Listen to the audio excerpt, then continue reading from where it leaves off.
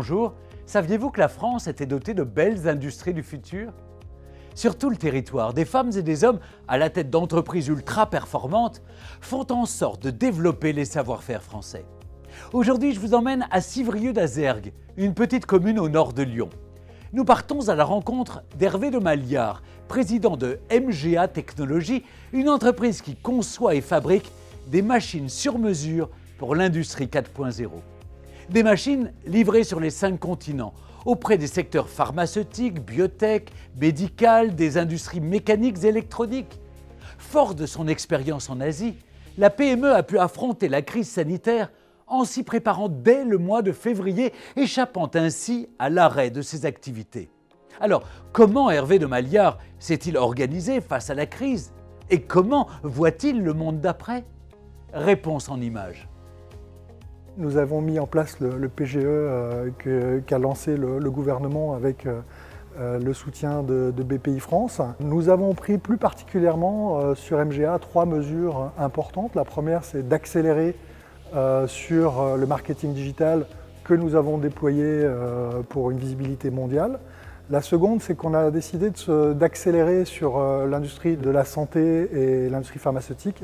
Donc on a refait tout cet atelier à neuf de façon à pouvoir monter et réaliser ici des dispositifs médicaux. Et donc on a aussi lancé la démarche de certification ISO 13485 de façon à pouvoir se lancer dans les dispositifs médicaux.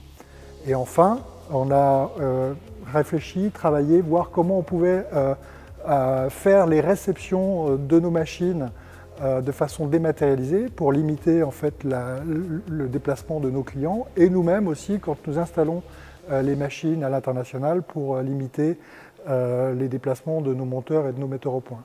On a pendant toute cette période beaucoup intensifié la communication, à la fois au sein de nos équipes via une communication hebdomadaire, mais aussi avec nos clients, de façon à leur dire que nous étions opérationnels et que nous avons continué l'activité, mais aussi avec nos fournisseurs et d'une manière générale communiquer assez largement.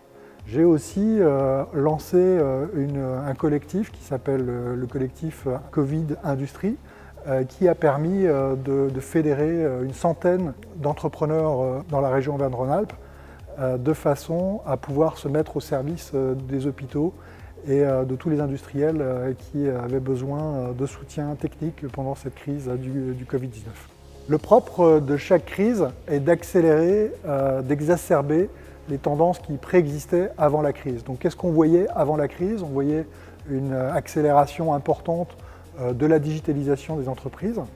On voyait aussi une tendance vers une économie plus verte, plus durable, donc des circuits courts, la transition énergétique, l'investissement responsable.